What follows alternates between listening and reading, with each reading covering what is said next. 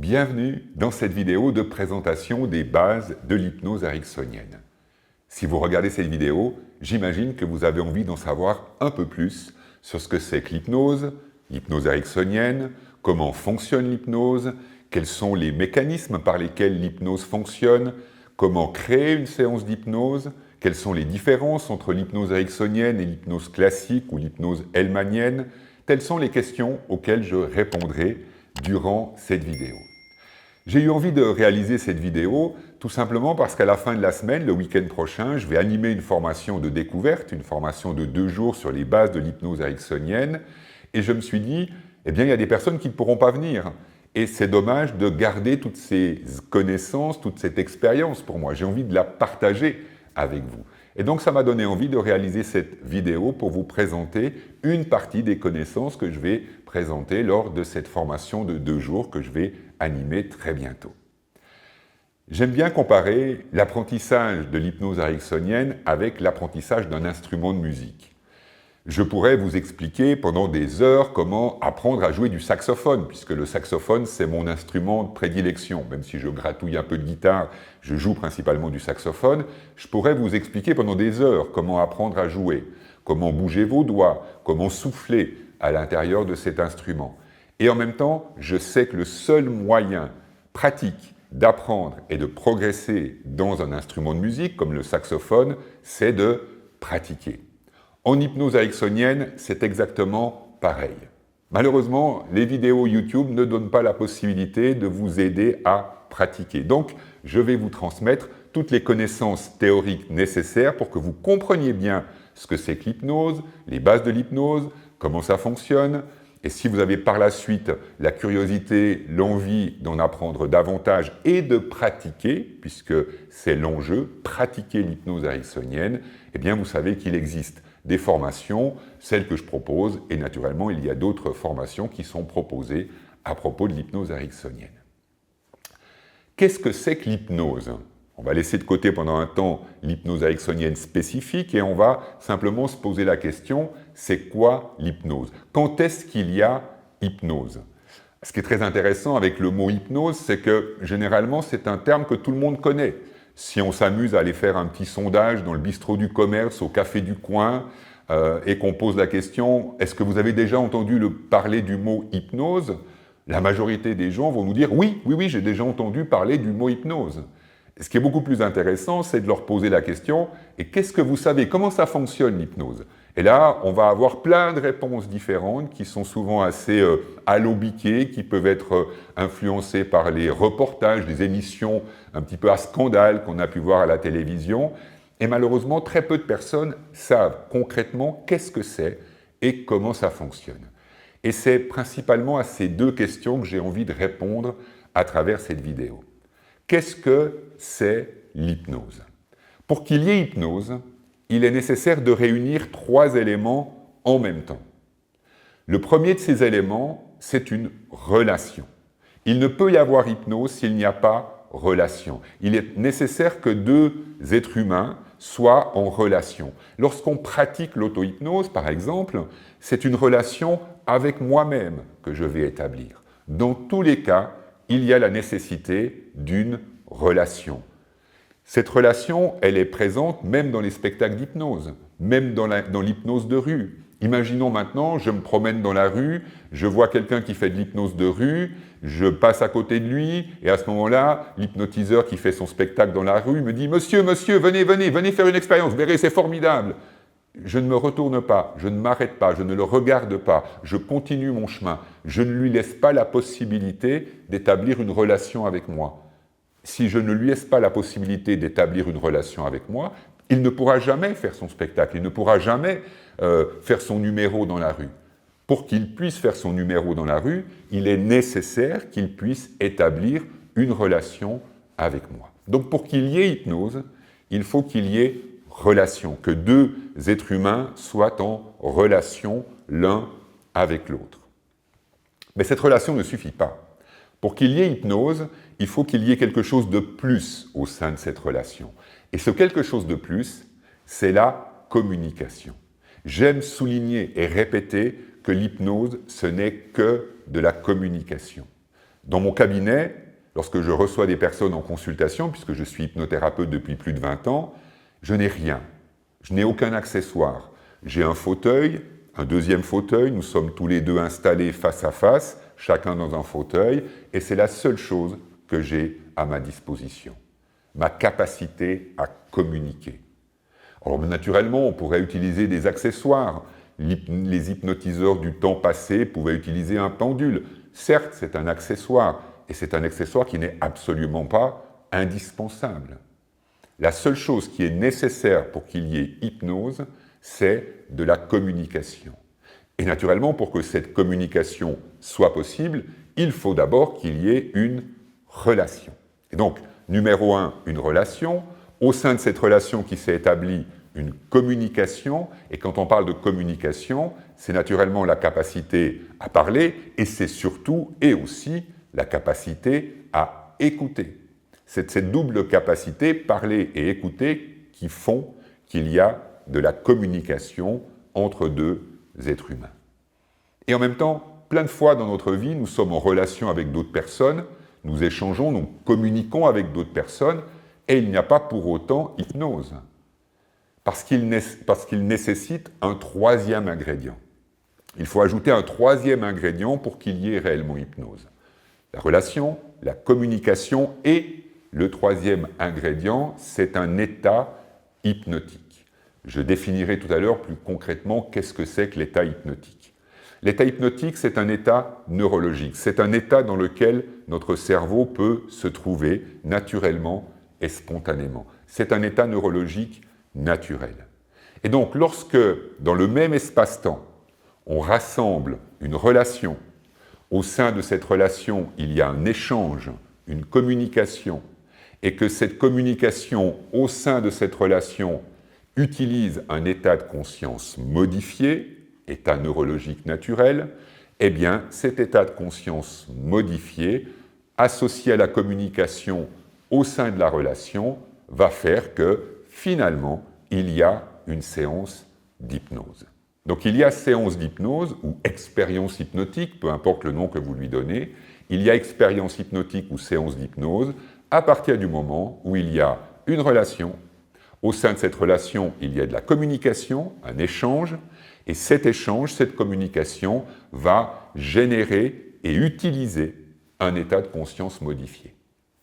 Ce que je viens de souligner ici est important, cela signifie que je vais entrer dans l'état de conscience modifié, où la personne qui est en face de moi va entrer dans cet état de conscience modifié, on va aussi dire qu'elle va entrer dans l'état hypnotique, la personne, elle va entrer dans cet état de conscience modifié, parce que je vais communiquer avec elle d'une manière particulière, parce que nous sommes en relation, et que puisque nous sommes en relation, cette communication est possible, et à travers ma communication, eh bien, je vais permettre à la personne, à son cerveau, à son esprit, d'entrer dans un état de conscience modifié. Donc voilà, pour qu'il y ait hypnose, pour que cette notion même d'hypnose puisse exister, il y a ces trois notions qui sont importantes. Quand on pratique l'auto-hypnose, c'est exactement pareil. Il faut qu'il y ait une relation, sauf qu'à ce moment-là, la relation, je vais l'établir avec moi-même. Je vais m'installer, me poser plus ou moins confortablement. Généralement, je déconseille la position couchée pour la simple et bonne raison que lorsqu'on est dans la position couchée, on augmente la probabilité de s'endormir. Et ce n'est pas pareil. S'endormir, le sommeil et l'état de conscience modifié sont deux états neurologiques différents. Donc, l'hypnose n'est pas du sommeil. Et c'est d'ailleurs assez souvent regrettable.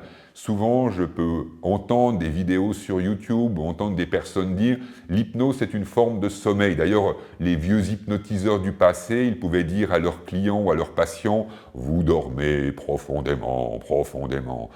On peut avoir l'impression que la personne qui est dans l'état hypnotique, elle dort. Alors qu'en réalité, neurologiquement parlant, et aujourd'hui on le sait puisqu'il est possible d'observer l'activité d'un cerveau lorsque nous sommes dans l'état hypnotique, nous savons aujourd'hui que quand nous sommes dans l'état hypnotique, nous ne dormons pas. C'est un état neurologique bien précis, différent, naturel, aussi naturel que le sommeil, aussi naturel que l'éveil, donc il n'y a rien de paranormal ou de particulier dans l'état hypnotique, c'est un état neurologique totalement naturel, Et en même temps que c'est un état neurologique totalement naturel, c'est un état bien précis. Donc, même si, en apparence, de l'extérieur, on peut avoir l'impression que la personne elle est en train de dormir, neurologiquement parlant, elle ne dort pas. Donc on a l'état d'éveil, on a l'état de conscience modifié et on a l'état de sommeil. Donc ce n'est pas du sommeil. Et il est important de ne pas tomber dans le sommeil. Car si on entre dans le sommeil, donc on quitte l'état de conscience modifié pour finalement aller dans le sommeil, eh bien, on n'a plus du tout accès aux mêmes bienfaits, aux mêmes bénéfices que l'état de conscience modifié. J'y reviendrai tout à l'heure lorsque je décrirai plus en détail l'état de conscience modifié. Ce qu'il est simplement important de garder à l'esprit maintenant, c'est d'installer ou de choisir, d'avoir une position qui vous permette à la fois d'être confortable, aucun besoin de se relâcher obligatoirement. Là, encore une fois, ça fait partie des mythes que je vais, en guillemets, un peu découper en morceaux tout à l'heure. Aucun besoin de se relâcher. Je peux très bien rester crispé et tendu pour entrer dans l'état hypnotique. Simplement, de pouvoir trouver une position dans laquelle je peux être plus ou moins confortable, tout en veillant à ce que cette position demande à mon esprit et à mon corps de garder une certaine forme d'engagement, une certaine forme de vigilance, une certaine forme de présence.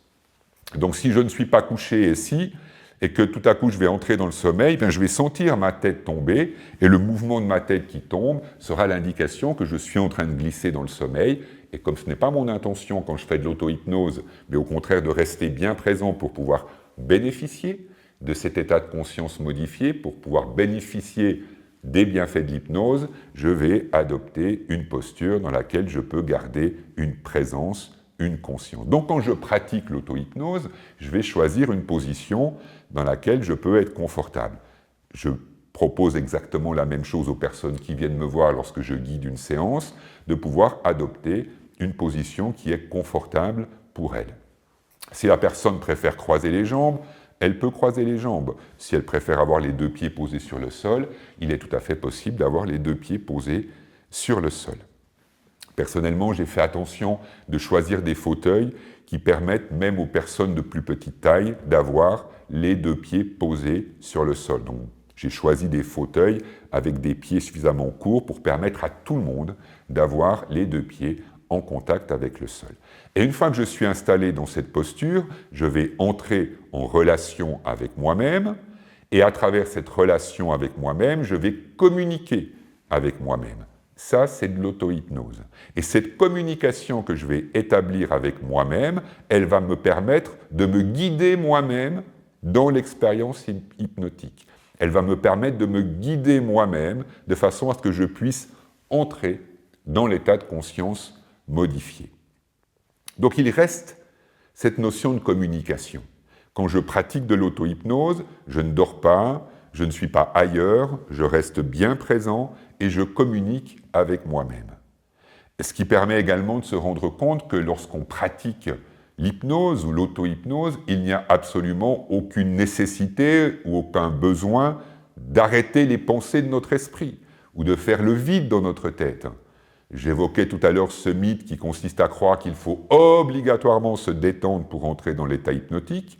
Il est parfaitement possible d'entrer dans l'état hypnotique en restant contracté ou crispé, de la même manière qu'il y a cet autre mythe qui consiste à croire que pour entrer dans l'état hypnotique, il faut oublier de penser, il faut cesser ses pensées, il faut faire le vide dans sa tête. C'est un mythe, c'est une légende. Il est parfaitement possible d'entrer dans l'état hypnotique en ayant des pensées. Et d'ailleurs, quand on pratique l'auto-hypnose, on a des pensées. Moi, quand je pratique l'auto-hypnose, d'une certaine manière, je me parle à l'intérieur, je me dis des choses, je communique avec moi-même. Et c'est à travers cette communication avec moi-même que je me guide moi-même dans l'expérience hypnotique. Et donc, à travers cette communication que j'établis avec moi-même, eh bien, je peux entrer comme cela progressivement dans l'état hypnotique et me guider moi-même dans l'expérience hypnotique. Donc, que ce soit une hypnose guidée par une tierce personne ou une hypnose que je me donne à moi-même, que je m'offre à moi-même à travers une séance d'auto-hypnose, le principe reste toujours le même. Une relation, au sein de cette relation de la communication, Et cette communication au sein de cette relation va permettre de favoriser un état de conscience modifié et d'utiliser l'état de conscience modifié. À travers ce que je viens de reformuler là, j'ai déjà amené une notion de quelles sont les étapes d'une séance d'hypnose. Une séance d'hypnose, elle est principalement découpée en 3 étapes. La première étape, c'est ce qu'on appelle l'étape d'induction hypnotique. L'induction hypnotique, c'est l'étape par laquelle on va amener notre esprit à changer d'état. Pour être plus précis, ce n'est pas notre esprit qui change d'état, c'est même notre cerveau qui change d'état. C'est vraiment au niveau neurologique que ça va se situer. Et donc lorsqu'on observe l'activité cérébrale chez une personne qui entre dans l'état hypnotique, on va pouvoir mesurer, observer des changements. Il y a 2 principaux changements que l'on peut observer lorsqu'une personne entre dans l'état hypnotique.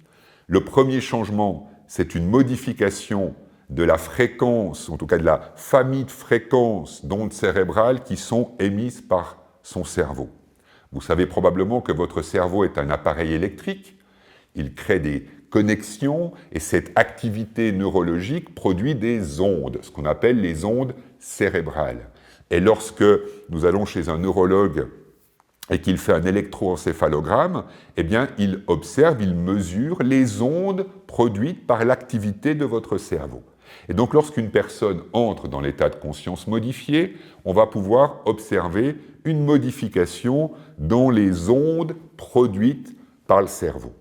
Ce qui est très intéressant, c'est que le plus souvent, ces ondes, elles sont comprises entre les ondes produites lorsqu'on est dans l'état d'éveil et les ondes produites lorsqu'on est dans l'état de sommeil. La médecine a classifié ces différentes ondes et elles ont donné un nom spécifique aux ondes correspondant à un état de conscience modifié, et les noms donnés à ces ondes, c'est le nom d'ondes alpha et d'ondes θ. Les ondes alpha, ce sont les ondes qui se rapprochent plus de l'état d'éveil, et les ondes θ, ce sont les ondes qui se rapprochent plus de l'état de sommeil. Lorsqu'on est dans l'état de sommeil, c'est une autre famille d'ondes qui est générée. Ce sont toujours des ondes. Au niveau de l'électroencéphalogramme, on va toujours voir des ondes qui sont dessinées. Ce qui va être différent, c'est la fréquence de ces ondes. Et lorsqu'on est dans l'état d'éveil, on a des ondes qui sont émises sur une fréquence comprise grosso modo entre 12 et 20 Hz, quand on est dans un état d'éveil à peu près naturel, normal. Encore une fois, ça dépend de chaque être humain. Il y a des personnes qui sont plus proches des 20, il y a d'autres personnes qui sont plus proches des 12, voire même un peu en dessous des 12. Mais en tout cas, on est dans cette zone minimum 12 et au-dessus. Lorsque nous entrons dans un état de conscience modifié, donc lorsque nous entrons en état hypnotique, on va observer que la fréquence de ces ondes cérébrales va diminuer. Elle va diminuer à 10, 9, 8, 7, 6, et donc plus la fréquence de ces ondes cérébrales diminue, et plus nous nous rapprochons du sommeil. Approximativement, on considère qu'on entre dans l'état de sommeil à partir du moment où la fréquence des ondes cérébrales émises par notre cerveau se situe aux alentours des 3 Hz. C'est grosso modo, encore une fois, chaque être humain est différent et unique, mais grosso modo, approximativement, à partir de 3 Hz, on descend dans le sommeil. Et on va observer, lorsque nous dormons, une variation encore de ces ondes cérébrales. Vous avez probablement entendu parler des phases profondes du sommeil et des phases de sommeil paradoxal. Ces différentes phases de votre sommeil sont encore une fois observables et mesurables par l'observation, la mesure des fréquences des ondes cérébrales produites par votre cerveau. Donc lorsque nous entrons dans l'état hypnotique, la première chose que l'on peut observer, c'est une modification dans les fréquences des ondes produites par votre cerveau. Donc, il y a une réalité neurologique tout à fait observable et quantifiable. Il est possible de vérifier, de valider qu'un cerveau se trouve bel et bien dans un état de conscience modifié. Il y a une autre catégorie d'ondes où on peut décrire ce qu'on appelle un état de conscience modifié. Ce sont des ondes qui commencent aux alentours des 25-30 Hz. J'aurai l'occasion de faire une vidéo prochainement sur ces ondes cérébrales qui sont présentes, qui se manifestent, tout particulièrement lorsque nous sommes dans des situations de choc, d'imprévu, de surprise, de confusion. Vous avez probablement déjà pu vivre ce genre de situation où tout à coup on vit quelque chose, où on peut être témoin de quelque chose d'imprévu, de déstabilisant, de choquant. Et puis dans ces moments où tout à coup on vit quelque chose de complètement inattendu et choquant, on a un peu comme l'impression d'être ailleurs, on n'a plus vraiment conscience du temps qui s'écoule, on est là mais on n'est plus complètement là. C'est également un état de conscience modifié, ce qu'on peut également aussi appeler comme un état hypnotique. Et en même temps, c'est un état hypnotique qui est activé par un instinct de survie. Cet état hypnotique stimulé par un instinct de survie n'a aucune vertu thérapeutique particulière. Donc là, ce que je vous présente, ce sont les fréquences d'ondes cérébrales correspondant à un état hypnotique qui est bénéfique. Bénéfique pour votre corps, bénéfique pour votre cerveau, bénéfique pour votre système psychologique, bénéfique pour vos émotions. Et donc, cette fréquence d'onde cérébrale qui est bénéfique pour votre bien-être, c'est la fréquence comprise entre 3 et 12 Hz. 12 ici, 3 ici. Donc il y a ici toute une plage de fréquences d'ondes cérébrales, les ondes θ, les ondes alpha. Et donc l'ensemble de ces deux familles d'ondes, alpha et θ, forment ce qu'on appelle l'état de conscience modifié. Ça, c'est la première chose qu'il est observable et qui permet de définir concrètement ce que c'est que l'état de conscience modifié. Maintenant, il y a une autre chose que l'on peut observer lorsqu'on observe l'activité neurologique dans un cerveau alors qu'il est ce cerveau dans l'état hypnotique, c'est une modification de l'activité neurologique. Donc c'est à l'aide d'appareils comme des IRM fonctionnels, donc des IRM bien spécifiques qui permettent d'observer en temps réel l'activité neurologique. Et donc lorsque nous sommes dans un état de conscience modifié, nous pouvons observer une modification de l'activité neurologique. Il y a des zones du cerveau qui deviennent beaucoup plus actives que d'autres. Sans vouloir entrer dans le détail de la neurologie, je vous laisse aller vous documenter. Vous trouverez sur Internet plein de documents de référence qui décrivent quelles sont les zones qui sont davantage stimulées par l'état de conscience modifié. Mais en tout cas, ce qui est certain, c'est qu'on observe une modification dans l'activité neurologique. Il y a des zones du cerveau qui s'activent davantage que d'autres. Et ce qu'on peut également observer, et qui est, je dirais, la dimension la plus fascinante et la plus captivante de l'hypnose, c'est que lorsque nous sommes dans l'état de conscience modifié, lorsque notre cerveau se trouve dans l'état de conscience modifié, il y a une augmentation de la plasticité cérébrale. La plasticité cérébrale, c'est la clé du changement. C'est le secret du changement. Qu'est-ce que c'est la plasticité cérébrale ? La plasticité cérébrale, c'est la capacité de notre cerveau à créer de nouvelles connexions entre des synapses. Est-ce que vous savez qu'en réalité, votre cerveau ne sait faire qu'une seule chose ?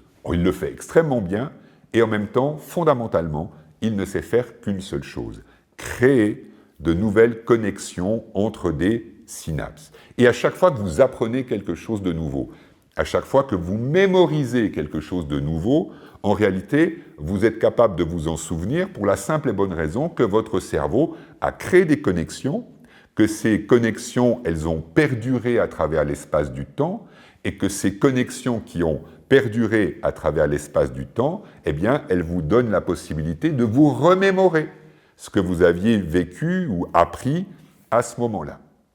Donc, tout apprentissage est en réalité un ensemble de connexions que votre cerveau établit. Quand vous avez appris à marcher, votre cerveau a établi des milliards de connexions entre différentes synapses de votre cerveau, de manière à ce que vous ayez la possibilité de contrôler votre équilibre. de contrôler votre marche, de prendre le contrôle des différentes parties de votre corps, et par ce contrôle, par le contrôle de l'équilibre. Comment se fait l'équilibre? Il se fait à la fois par vos yeux, par vos oreilles, et donc votre cerveau, il a dû apprendre tout cela. Et en ayant appris tout cela, eh bien votre cerveau a créé des milliards de connexions entre des milliards de synapses, et ça crée ce qu'on appelle un schéma neurologique. Un schéma neurologique, c'est un ensemble de millions, voire de milliards de connexions entre des synapses qui correspondent à un apprentissage. Et en réalité, tout changement est un apprentissage. Changer une habitude, c'est apprendre des habitudes nouvelles. Changer ma réaction à une situation, c'est apprendre une nouvelle façon de réagir. Tout changement est un apprentissage. Ce que l'on sait également aujourd'hui d'un point de vue neurologique, c'est que le cerveau ne sait pas effacer. Le cerveau n'est pas conçu pour effacer. Il y a des personnes parfois qui viennent me voir en séance et qui me disent « Mais est-ce qu'avec l'hypnose, vous pouvez effacer ceci ou enlever cela ?» Les neurosciences sont claires et sans équivoque à ce niveau-là. Notre cerveau ne sait pas effacer. Avec ou sans hypnose, ça ne change absolument rien. Notre cerveau, il a été conçu pour apprendre à mémoriser. Et donc, il ne va jamais être capable d'oublier volontairement. Il peut oublier, parfois de manière indirecte, en créant comme une sorte de voile, d'éléments qui va cacher certains souvenirs, mais ce n'est pas parce qu'ils sont cachés qu'ils n'existent pas. C'est là, ça peut même avoir un impact dans notre vie, et en même temps, on ne sait pas réellement ce qui s'est passé pour que ce soit là. Mais si ça nous affecte, si ça nous perturbe dans notre vie, si ça nous amène à avoir des réactions particulières, si ça nous amène à avoir des émotions particulières, c'est simplement l'indication que ces schémas neurologiques sont encore et toujours là. Et notre cerveau ne s'est pas effacé. En revanche, l'excellente nouvelle, c'est que notre cerveau a toujours la capacité à apprendre quelque chose de nouveau. L'exemple que j'aime donner et que je donne à chaque fois, c'est le même exemple qu'avec l'obscurité. Est-ce qu'il existe un moyen d'effacer l'obscurité?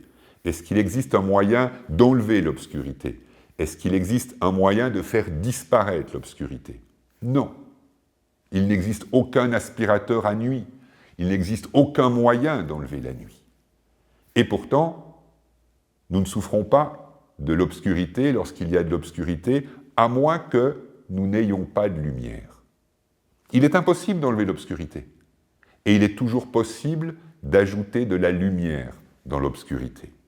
Alors que je suis en train d'enregistrer cette vidéo, la lumière est en train de baisser à l'extérieur et il y a de chaque côté, ici, des projecteurs qui m'éclairent. Et même si la lumière diminue, eh bien la caméra continue à pouvoir me voir parce qu'il y a suffisamment de lumière qui m'éclaire. On ne peut pas enlever l'obscurité, on ne peut pas effacer l'obscurité. Et on a toujours la possibilité d'ajouter de la lumière dans l'obscurité. Eh bien, en hypnose, c'est exactement pareil. Dans notre cerveau, c'est exactement pareil. On ne peut pas effacer, on ne peut pas enlever, on ne peut pas détruire. Et il y a toujours la possibilité d'ajouter quelque chose de plus qui va nous donner la possibilité de vivre ce qu'on a envie de vivre, de faire ce qu'on a envie de faire, de ressentir ce que nous avons envie de ressentir. Et l'hypnose est particulièrement puissante pour la simple et bonne raison que lorsque notre cerveau est dans l'état hypnotique, la plasticité cérébrale augmente, et par l'augmentation de la plasticité cérébrale, eh bien notre cerveau devient capable de créer des nouvelles connexions, donc d'apprendre quelque chose beaucoup plus vite que dans un état de conscience normal. C'est la seule raison pour laquelle, en réalité, l'hypnose est aussi puissante en termes d'outils de changement. L'hypnose, elle est puissante parce qu'elle stimule des ressources neurologiques particulières. Et ce n'est pas l'hypnose qui est miraculeuse d'une certaine manière, ce n'est pas l'hypnose qui est magique. Ce qui est magique, c'est notre cerveau.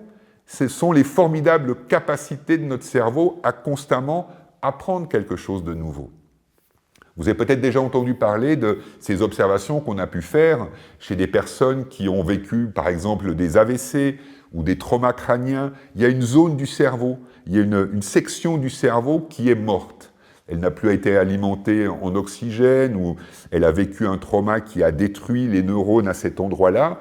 Et donc il y a des zones du cerveau qui sont comme mortes, elles ne sont plus fonctionnelles, elles ne peuvent plus fonctionner. Dans un premier temps, la personne, elle va perdre les capacités qui sont associées à cette zone du cerveau qui est morte dans sa tête.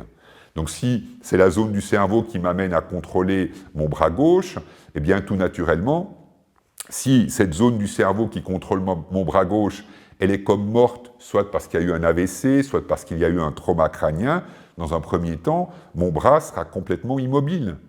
Et en même temps, on sait, avec l'ergothérapie et avec l'hypnose est extrêmement efficace pour ce genre de situation, on sait qu'à travers des thérapeutiques appropriées, eh bien, on peut aider le cerveau à recréer. Et c'est ce qui se passe, on peut l'observer, les IRM l'ont démontré, le cerveau va utiliser les zones qui sont autour de la zone lésée, et en utilisant les zones qui sont autour de la zone lésée, le cerveau va chercher à recréer les connexions qui ont été détruites par le trauma ou par l'AVC. Ce qui fait qu'avec la bonne thérapeutique, il est possible de retrouver tout ou partie des facultés du corps qui a été perdu suite à l'accident vasculaire cérébral ou au traumatisme crânien. Donc la magie, la vraie magie, elle est dans notre cerveau. C'est notre cerveau qui a cette formidable capacité à constamment se remodeler, à créer de nouvelles connexions. L'hypnose ne fait qu'utiliser cette formidable capacité.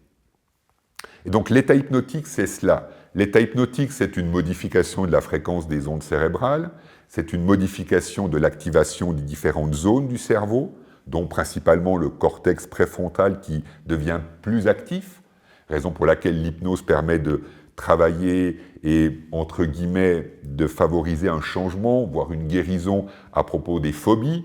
Pourquoi est-ce que l'hypnose est efficace sur les phobies? Pour la simple et bonne raison que les phobies, elles sont principalement activées, en plus de l'amygdale qui se trouve au cœur de notre cerveau, il y a le cortex préfrontal qui est là et qui joue un rôle extrêmement important au niveau des peurs, des phobies. Quand nous sommes dans l'état hypnotique, la zone correspondant au cerveau limbique, à l'amygdale, elle devient plus active, donc c'est le siège de la peur, et il y a aussi une augmentation de l'activité neurologique dans notre cortex préfrontal. Et cette augmentation de l'activité neurologique dans ces deux zones du cerveau font que eh bien, le cerveau est davantage capable de réapprendre à pouvoir être en contact avec le déclencheur de la phobie et à rester en sécurité. En réalité, quand une personne vient me voir pour une phobie quelconque, prenons un exemple concret, la phobie du vide, lorsqu'une personne vient me voir pour la phobie du vide, je n'efface pas cette phobie du vide. Ce que je favorise, ce que son cerveau fait par mon aide, c'est qu'il a la capacité de réapprendre à pouvoir voir le vide et à rester en sécurité. Comme lorsque mon bras gauche est paralysé par un AVC ou un trauma crânien, qu'est-ce qui se passe? Mon cerveau va réapprendre, en créant les connexions adéquates, il va réapprendre à pouvoir contrôler mon bras gauche en utilisant les zones qui sont autour de la zone lésée.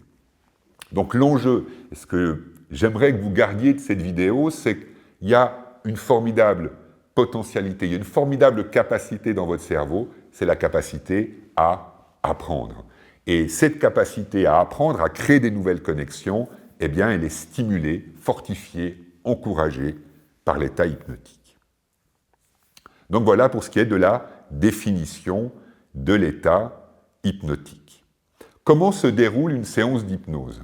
Une séance d'hypnose, elle commence toujours, en tout cas pour moi c'est extrêmement important, de commencer par une phase de questionnement.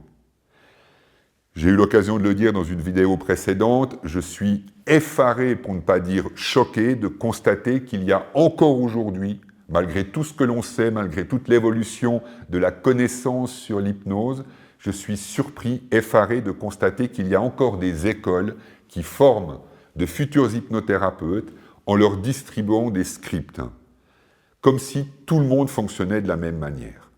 Pour moi, l'efficacité de l'hypnose dépend principalement de la capacité de l'hypnothérapeute à pouvoir construire une séance avec les outils de l'hypnose qui est complètement adaptée et sur mesure par rapport aux spécificités, aux besoins de la personne. L'hypnose va devenir réellement efficace quand elle est totalement sur mesure. Et il y a une forme d'orfèvrerie, il y a une forme de délicatesse. Plus la séance d'hypnose sera spécifique, précise, appropriée aux spécificités, aux besoins, aux particularités de la personne qui vient me voir, et plus cette séance aura des probabilités de lui permettre de vivre un puissant et profond changement. Et donc, c'est la raison pour laquelle, pour moi, c'est une évidence, toute séance d'hypnose commence par une phase de questionnement. Et durant ce questionnement, eh bien, mon intention, mon but, mon objectif, c'est de comprendre comment la personne vit, comment elle pense, comment elle se souvient de son passé, comment elle imagine le futur. Vous pouvez observer qu'à aucun moment, j'ai utilisé le pourquoi. Pourquoi j'ai peur? Pourquoi ceci? Pourquoi cela? L'hypnose n'en a rien à faire puisque l'objectif de l'hypnose, c'est d'utiliser les ressources pour apprendre quelque chose de nouveau. Et quand je pose la question « comment ?», mon intention, c'est de découvrir qu'est-ce qui est déjà présent, qu'est-ce qui existe dans l'esprit de la personne et qu'est-ce qui manque dans l'esprit. Qu'est-ce qui lui manque dans ses représentations, qu'est-ce qui lui manque dans ses perceptions, qu'est-ce qui lui manque dans sa manière d'interpréter les choses qui font que la personne, elle va être bloquée. Si je reprends l'exemple du vide que je prenais il y a quelques instants, lorsqu'une personne voit le vide et qu'elle a la phobie du vide, il lui manque quelque chose. Ce qui lui manque, c'est que son cerveau ne peut pas associer au vide la notion de contrôle et de sécurité. Dès le moment où le cerveau reçoit une image de vide, qu'il s'imagine voir le vide ou qu'il voit concrètement le vide, pour le cerveau, le vide n'est synonyme que de danger, voire même de danger de mort. Et donc c'est tout à fait légitime et naturel que le cerveau il déclenche un signal d'alerte, qu'on appelle une phobie, pour dire « Ah, attention, attention, danger, danger, danger, vide égale mort ». Parce que le cerveau, ce sont les seules associations qu'il a faites. Et si maintenant la personne, elle vient me voir, eh bien, son cerveau a besoin d'apprendre quelque chose de nouveau. Et ce qu'il a besoin d'apprendre de nouveau, c'est de pouvoir dire « Ok, le vide, c'est dangereux. Et c'est important de continuer à rester conscient que le vide peut être dangereux. Et tout en ayant conscience, tout en sachant que le vide est dangereux, on ne va pas essayer d'effacer cette idée-là, on la conserve. Et tout en conservant cette idée-là, on va l'enrichir. On va lui ajouter des nouvelles connexions autour. On va enrichir la représentation, la perception du vide. On va faire en sorte que le cerveau puisse donner une signification plus nuancée au vide. Et pour que le cerveau puisse donner une signification plus nuancée au vide, eh bien, il est nécessaire que le cerveau puisse associer au vide une autre signification que uniquement danger de mort. Le vide, c'est un appel à me contrôler, c'est un appel à la prudence, c'est un appel à une certaine forme de stabilité, de sécurité. Et donc, entraîner le cerveau à être capable de se contrôler en voyant du vide, ça va naturellement le rassurer. Et donc, du coup, proportionnellement, la phobie, elle va diminuer. Le cerveau va continuer à dire « Ah, attention au danger, moi je n'ai pas la phobie du vide, mais quand je vois du vide et que je marche, j'habite dans une région, pas très loin d'ici, il y a un magnifique cirque de montagne qu'on appelle le Creux du Vent, eh bien, c'est comme son nom l'indique, un grand creux, et quand je marche sur le pourtour du Creux du Vent, j'ai naturellement une forme d'appréhension, de peur. Cette peur, elle est utile parce qu'elle me permet d'être prudent. J'ai conscience du danger. Si je n'avais pas conscience du danger, je pourrais me mettre réellement en danger. Donc il est important de garder cette conscience du danger et tout en ayant conscience du danger, de pouvoir en même temps avoir une certaine forme de confiance dans ma capacité à contrôler mes jambes. La capacité à avoir confiance, à contrôler mes mouvements, mes réactions. La capacité à contrôler la distance que je vais mettre entre le vide et moi-même. Et tout cela, c'est ce qui va me permettre de calmer mon appréhension, de calmer ma peur, de calmer ma phobie du vide. Donc, apprendre quelque chose de nouveau. Et le questionnement, cette fameuse première étape de la séance d'hypnose, ce questionnement est essentiel et indispensable de manière à pouvoir réellement comprendre, identifier qu'est-ce que la personne a besoin d'apprendre pour avoir plus de choix dans sa vie. Une fois que j'ai identifié ce qu'elle a besoin de comprendre, l'étape suivante, c'est le début du travail hypnotique. Je vais utiliser l'état de conscience modifié, je vais utiliser l'état hypnotique pour stimuler toutes les ressources, les formidables ressources que j'ai décrites il y a quelques instants, les ressources du cerveau. Je vais utiliser l'état hypnotique pour éveiller ces ressources de façon à ce que le cerveau puisse apprendre beaucoup plus vite ce qu'il a besoin d'apprendre. Et donc pour cela, je vais utiliser ce qu'on appelle l'induction hypnotique. L'induction, c'est de la communication, donc je suis en relation avec la personne, et en même temps que je suis en relation avec elle, je communique, je lui parle, et à travers ce que je lui dis, à travers ma communication, eh bien, je vais communiquer d'une telle manière que son cerveau puisse entrer dans l'état hypnotique. Et une fois que la personne est dans l'état hypnotique, toujours en n'utilisant que ma communication, eh bien, je vais aborder la deuxième étape qu'on appelle les suggestions hypnotiques. Les suggestions, c'est ce que je vais suggérer, c'est ce que je vais dire, que la personne et son cerveau va entendre, puisque les oreilles peuvent entendre. Donc c'est ce que son cerveau va entendre et qui va venir stimuler les ressources du cerveau, inviter le cerveau à apprendre ce qu'il a besoin d'apprendre. Et ce qu'on a pu mettre clairement en évidence, c'est que plus la séance d'hypnose repose sur une expérience, donc donner la possibilité à la personne de vivre dans l'état hypnotique une expérience, et que c'est l'expérience qui permet l'apprentissage. Moi, combien de fois j'ai des personnes qui sont venues me voir en me disant « Ah, mais j'ai déjà fait de l'hypnose, et puis ça n'a pas marché avec moi ». Et donc, du coup, je suis curieux et je leur pose la question, mais comment ça s'est passé? Et puis, elles me racontent comment se sont passées les séances qu'elles ont pu vivre avec un autre hypnothérapeute. Et lorsqu'elles me décrivent les séances, je constate que l'hypnothérapeute a utilisé la communication hypnotique pour, comme programmer le cerveau de la personne, en lui disant « Vous êtes maintenant capable de ça, vous croyez cela à propos de vous, vous avez confiance en vous, vous savez que vous êtes capable. » Il a essayé comme de la convaincre en répétant des phrases positives « Vous pensez ça, vous ressentez ça, vous voyez ça, vous mettez vos problèmes dans une montgolfière et la montgolfière qui s'en va, vos problèmes qui s'en vont. » Et ça n'a rien donné. Ça n'a rien donné pour la simple et bonne raison que le cerveau n'a pas vécu une expérience. On lui a dit « tu vois ça, tu penses ça, tu imagines ça, tu te dis ça », mais on n'a pas amené le cerveau à réellement vivre une expérience. Et ce qui est formidable avec l'état hypnotique, c'est que le cerveau, dans l'état hypnotique, il ne fait plus la distinction réellement précise entre l'imaginaire, la réalité. Le cinéma en est un parfait exemple. Moi, je dis toujours, le cinéma, c'est le plus grand hypnotiseur de tous les temps. Quand je vais au cinéma et que je regarde un film, et que dans le film, il y a un moment particulièrement intense, quelle que soit l'intensité, ça peut être de la tristesse, ça peut être du danger, ça peut être de la peur, peu importe l'intensité du film, et que je me surprends à ressentir l'émotion. Lorsque, dans le film, par exemple, il y a une course-poursuite, et puis tout à coup, on a comme l'impression d'être au volant de la voiture, parce que les réalisateurs, ils connaissent bien les ficelles du truc, hein. Ils mettent la caméra pour nous donner, nous, spectateurs, l'impression qu'on est au volant de la voiture, puis alors qu'on a l'impression d'être au volant de la voiture, tout à coup, il y a un grand camion qui arrive en face. Qu'est-ce qu'on fait? On bouge le pied droit, puis on freine.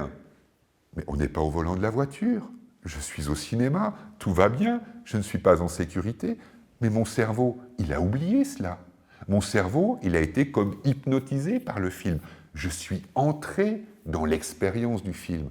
J'ai eu l'impression, ce n'est même pas un phénomène conscient, ça s'est produit de manière tout à fait naturelle et automatique. Le temps d'un instant, j'ai cru être au volant de cette voiture. J'ai fait l'expérience d'être au volant de cette voiture. Et comme je faisais l'expérience d'être au volant de cette voiture, eh bien tout naturellement, j'ai bougé ma jambe droite, qui est la jambe qu'on bouge quand on a appris à conduire, hein, on quitte l'accélérateur pour presser sur le frein.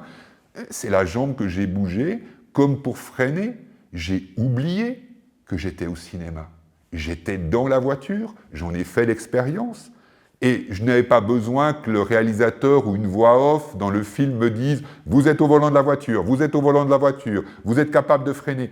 Je n'ai pas eu besoin qu'on me le répète. J'en ai fait l'expérience. Et c'est parce que j'en ai fait l'expérience qu'il s'est réellement passé quelque chose. Une séance d'hypnose, c'est exactement pareil. Le plus important, c'est de vivre une expérience. Et ce n'est pas en disant aux personnes « vous pensez ça, vous faites ça, vous ressentez ça, la fumée ça vous dégoûte, vous êtes non-fumeur, etc. » Ce n'est pas en essayant de convaincre les gens qu'on aide le cerveau à apprendre. Notre cerveau, pour apprendre quelque chose de nouveau, il a besoin d'être stimulé, il a besoin de vivre une expérience, il a besoin d'être impliqué. Quand on répète constamment aux personnes des affirmations « vous faites ça, vous pensez ça, vous ressentez ça, vous imaginez ça », notre cerveau, il est passif. Il n'a pas besoin d'être actif quand on lui répète des affirmations. Il peut tout au plus se poser la question « est-ce que j'y crois, est-ce que j'y crois pas ?» Mais il ne se passe pas grand-chose dans notre cerveau. Et ça, les neurosciences l'ont encore une fois clairement démontré. Qu'est-ce qui permet à un cerveau d'apprendre? Ce qui permet à un cerveau d'apprendre, c'est d'expérimenter, de tester, d'oser, d'expérimenter, de se poser des questions. Et ça, toutes les sciences de la pédagogie l'ont clairement démontré. Lorsqu'on amène un apprenant, qu'il soit enfant ou adulte, lorsqu'on amène un apprenant à être comme participatif et à créer lui-même son processus d'apprentissage, il apprend beaucoup plus vite que quelqu'un qui est dans un processus d'apprentissage passif, où son cerveau n'est pas stimulé, n'est pas encouragé à la curiosité, à la créativité, à la découverte et au fait de se poser des questions. Il est passif. Et quand notre cerveau est passif, il n'apprend pas grand-chose. Soyons clairs, et ça c'est clairement connu aujourd'hui. Donc, les suggestions hypnotiques, pour qu'elles soient efficaces, il est important qu'elles stimulent l'imaginaire. Elles amènent le cerveau à vivre une expérience. Et une fois que les suggestions ont été formulées, on va avoir ce qu'on appelle les suggestions post-hypnotiques qui vont amener le cerveau à faire des liens, à tisser des liens entre ce qui a été vécu durant la séance et le futur de la personne. C'est à l'aide des suggestions post-hypnotiques que le cerveau va tisser des liens entre le présent et le futur, de telle sorte que dans le futur, le cerveau puisse comme réutiliser ce qui a été appris durant la séance d'hypnose. Et ensuite, on termine avec la quatrième et dernière étape, qui est l'intégration et la sortie, ce moment où on laisse le cerveau intégrer l'expérience avant de se réorienter ici, maintenant, dans le présent. Donc s'il y a, à mon avis, deux éléments clés pour expliquer la puissance et l'efficacité de l'expérience hypnotique, c'est un, le fait que l'état hypnotique est un état qui va éveiller la neuroplasticité, qui va stimuler les ressources d'apprentissage, qui vont augmenter la capacité du cerveau à créer de nouvelles connexions, et parce que l'état hypnotique favorise cela, eh bien, tout naturellement, le cerveau est capable d'apprendre beaucoup plus vite. Ça, c'est le premier élément. Et le deuxième élément, c'est que l'hypnothérapeute sache créer une séance sur mesure qui permette à la personne qui est guidée dans l'expérience hypnotique d'apprendre, de vivre une expérience. Et cette expérience vécue, c'est ce qui va lui permettre d'apprendre, de tisser les nouvelles connexions qui vont permettre l'apprentissage nouveau et donc le choix nouveau, les comportements nouveaux, les possibilités nouvelles. Pour conclure cette vidéo, quelles sont les différences entre l'hypnose classique, appelée également hypnose hellmanienne, et l'hypnose ericksonienne? À l'origine, dans les premiers temps de l'hypnose, il n'existait que ce qu'on appelle l'hypnose classique, ou aujourd'hui hypnose hellmanienne. À cette période-là, on avait vraiment cette forme de conviction, on croyait que l'état hypnotique était un état un peu paranormal, dans lequel tout le monde ne pouvait pas entrer, et qu'il fallait une forme de réceptivité particulière à l'hypnose pour bénéficier des bienfaits de l'hypnose. D'ailleurs, au début du XXe, aux alentours de 1905, 1910, 1920, les médecins qui pratiquaient l'hypnose, ils pratiquaient à l'époque l'hypnose classique ou hellmanienne, à l'époque, ils faisaient passer des questionnaires à leurs patients pour évaluer leur niveau de réceptivité à l'hypnose. Ce que l'on sait aujourd'hui avec le recul, c'est que les personnes qui sont réceptives à l'hypnose classique, ce sont les personnes qui vont être naturellement capables d'imaginer les choses lorsqu'on leur dit « vous faites ça, vous pensez ça, vous ressentez ça ». Donc lorsqu'on leur formule ce qu'on appelle des suggestions directes, sous forme d'affirmation, vous faites ça, vous pensez ça, vous ressentez ça, eh bien ces personnes, elles ont naturellement la capacité à traduire ces affirmations en quelque chose qu'elles imaginent, qu'elles créent dans l'esprit. Donc, elles transforment la phrase, l'affirmation, en une expérience. C'est ce qui se passe à l'intérieur de leur cerveau. Et parce qu'elles transforment l'affirmation et qu'elles ne restent pas passives face à cette affirmation, mais qu'elles transforment cette affirmation en une expérience qu'elles imaginent vivre, alors là, elles sont naturellement réceptives à l'hypnose. Malheureusement, il y a d'autres personnes, et aujourd'hui on sait surtout que les mœurs ont évolué depuis une centaine d'années, on sait aujourd'hui que la majorité des personnes, quand on leur impose quelque chose de façon assez directe, on leur dit « vous faites ça, vous pensez ça, vous ressentez ça, votre corps devient lourd, vos paupières sont impossibles à ouvrir, etc. » Lorsqu'on leur formule des suggestions très directes comme cela, eh bien, elles vont plutôt résister à ces suggestions. Elles ne vont pas essayer de se les créer et les transformer en expérience, elles vont plutôt chercher à se protéger et à préserver leur autonomie, leur sécurité, leur liberté, leur intégrité. Donc elles peuvent chercher à préserver des éléments différents, mais en tout cas, ce qui est certain, c'est qu'elles vont comme chercher à se protéger de ces injonctions assez directes, parce qu'elles vivent à travers ces injonctions comme une mise en danger. Raison pour laquelle tout le monde n'est pas hypnotisable avec ce type d'hypnose-là. Donc au début du XXe, il y avait à la fois cette manière particulière de faire de l'hypnose et en même temps cette pensée, cette représentation qu'on avait de l'état hypnotique qui consistait à dire que l'état hypnotique était un état particulier, un peu paranormal et que seules certaines personnes pouvaient y entrer. Milton Erickson, qui est un médecin psychiatre, a vécu des expériences particulières. Je ferai un jour une vidéo sur l'histoire de Milton Erickson parce que d'abord, c'est une histoire fascinante et puis on découvre à travers son histoire qu'il a vécu une grave maladie durant l'adolescence, il a vécu la poliomyélite durant l'adolescence et il s'est retrouvé complètement paralysé du fait de la polio et il a réappris à utiliser son corps, il a réappris à marcher, il a réappris à parler, donc il a dû tout réapprendre et il a réappris tout cela d'une façon complètement intuitive tout en pratiquant l'auto-hypnose.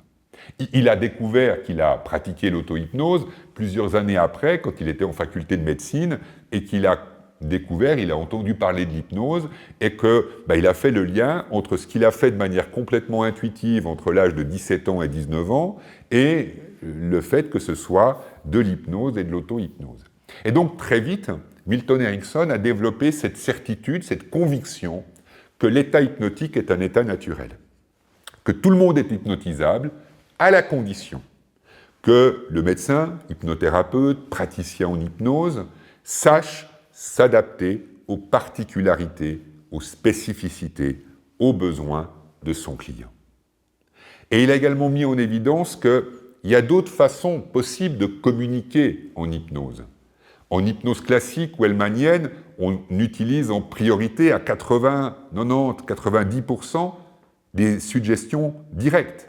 Vous faites ça, vous pensez ça, votre corps devient lourd, vous ne pouvez plus bouger, etc., etc. On a tous déjà entendu ce genre de discours dans des hypnoses de spectacle. Donc on connaît ce type de discours classique. Il existe d'autres moyens de suggérer les choses. Il existe d'autres moyens de communiquer. Et c'est ce que Milton Erickson a exploré. Après avoir terminé ses études de médecin puis de psychiatre, il a travaillé pendant de nombreuses années dans le milieu de la psychiatrie. Il a travaillé dans des hôpitaux psychiatriques. On est dans les années 30, 40. Je ne sais pas si vous avez vu le film « Vol au-dessus d'un nid de coucou », c'est la psychiatrie de l'époque. Milton Erickson a développé son approche de l'hypnose dans ces contextes-là. Et dans ces contextes-là, il s'est rendu compte, et il a pu valider sa conviction personnelle, que tout le monde est hypnotisable, pour autant, naturellement, que le médecin, le praticien, le thérapeute sache s'adapter. Et il a développé une forme de communication qu'on va appeler la communication indirecte, ou les suggestions indirectes. L'enjeu n'est plus de convaincre la personne, l'enjeu c'est d'amener la personne à être stimulée par le discours hypnotique. Ça rejoint complètement ce que je disais il y a quelques instants à propos de l'expérience, faire vivre une expérience à la personne. Quand on vit une expérience d'hypnose, eh bien, en réalité, l'hypnothérapeute nous fait des suggestions et ces suggestions, elles vont stimuler, elles vont éveiller, elles vont donner envie à notre cerveau d'être le créateur de cette expérience. Et comment est-ce qu'on le fait concrètement et pratiquement? Eh bien, on va remplacer les affirmations par des questions. Soit des questions fermées, soit encore mieux, des questions ouvertes. Comment est-ce que vous savez que vous avez confiance en vous? Quelles sont les sensations que vous ressentez qui vous permettent de savoir que quelque chose est en train de se transformer? Quand je formule les choses de cette manière-là, qu'est-ce qui se passe? Naturellement, vous vous posez des questions. Tout simplement parce que notre cerveau, il fonctionne comme cela. Notre cerveau, quand il entend une question, il cherche naturellement la réponse. Et ça se fait même à l'issue de notre plein gré, comme on pouvait dire à une certaine période. Il le fait spontanément, automatiquement, il n'y a même pas besoin de lui dire « réfléchis à ça ». Quand notre cerveau, il entend une question, spontanément, automatiquement, intuitivement, il a envie d'y répondre. Et pour y répondre, eh bien, il va entrer dans l'expérience, il va imaginer quelque chose, il va se représenter quelque chose. Et je n'ai pas besoin de lui dire « tu vois ça, tu penses ça, tu ressens ça », je n'ai pas besoin de le lui dire. Il va le créer lui-même, si je sais formuler les choses de manière adéquate, de façon à pouvoir stimuler, éveiller, encourager et permettre au cerveau de vivre une expérience particulière. Une autre différence fondamentale entre l'hypnose classique hellmanienne d'un côté et l'hypnose ericksonienne de l'autre, c'est que dans l'hypnose classique ou hellmanienne, le corps, il n'est pas très présent. On a surtout beaucoup de processus mentaux, on peut avoir le corps, mais juste dans le fait qu'il se relâche ou se détende, mais on ne va pas nécessairement explorer ou utiliser les ressources du corps ou l'état du corps. En hypnose ericksonienne, tout l'être humain est une ressource. Toutes les parties de son être est la source d'une ressource. On va utiliser les ressources de son cerveau, on va utiliser son imaginaire, on va utiliser sa créativité, mais on va également utiliser son corps. Et là, encore une fois, les neurosciences ont bien évidemment fait d'énormes progrès depuis une trentaine d'années et elles ont pu mettre en évidence que l'esprit et le corps sont reliés. Et il est impossible de dissocier d'un côté l'esprit et de dissocier de l'autre côté le corps. C'est un ensemble. Et lorsque vous mobilisez le corps, lorsque vous impliquez le corps, lorsque vous jouez avec le corps, lorsque vous êtes aussi dans votre corps, vous aidez votre esprit. De la même manière que l'esprit peut influencer le corps. Et donc de pouvoir utiliser toutes les ressources de l'être humain. Et d'ailleurs, Milton Erickson disait souvent « vous savez inconsciemment tellement plus que tout ce que vous savez savoir consciemment ». Et cet inconscient, il n'est pas que dans votre esprit, selon Milton Erickson. L'inconscient, il est partout. Et ce n'est pas l'inconscient freudien. Je vais faire très bientôt une vidéo sur les différences entre l'inconscient ericksonien et l'inconscient freudien. Ce n'est pas l'inconscient freudien, c'est vraiment cet inconscient comme une forme d'intelligence, de créativité intérieure, de spontanéité. Nous savons le plus souvent tellement mieux intuitivement, spontanément, instinctivement. Parfois, notre corps nous donne des indications, nous donne des signaux. On n'est pas capable d'expliquer pourquoi on ressent cela, on n'est pas capable d'expliquer d'où vient cette intuition. Mais il y a comme une forme d'intelligence qui vient du corps. Et l'inconscient, c'est aussi cette forme d'intelligence-là. Notre cerveau a une formidable capacité créative. Et quand je parle de créativité, ça n'a rien à voir avec la musique, ou le cinéma, ou l'écriture, ou la sculpture, ou la peinture, même si, bien évidemment, dans les arts, la créativité s'exprime. La créativité, c'est la capacité de notre cerveau à inventer, à rêver, à imaginer, à se représenter les choses d'une manière nouvelle. C'est également de la créativité. Neurologiquement, c'est de la créativité. Et dans l'hypnose ericksonienne, nous utilisons beaucoup toutes ces ressources-là. Nous croyons profondément, je crois profondément, que toutes les ressources sont dans la personne qui est en face de moi. Et qu'à travers ma communication, mon job, ma mission, mon rôle, c'est d'éveiller, de stimuler ces ressources qui sont là, présentes, pour qu'elles puissent permettre à la personne de vivre le changement qu'elle souhaite vivre.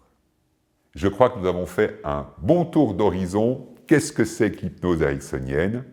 Et donc, je me réjouis de vous retrouver dans de prochaines vidéos. Si vous avez apprécié, n'hésitez pas à mettre un pouce, à vous abonner, de manière à pouvoir découvrir les prochaines vidéos que je suis déjà en train de préparer. Alors, à très bientôt. Merci.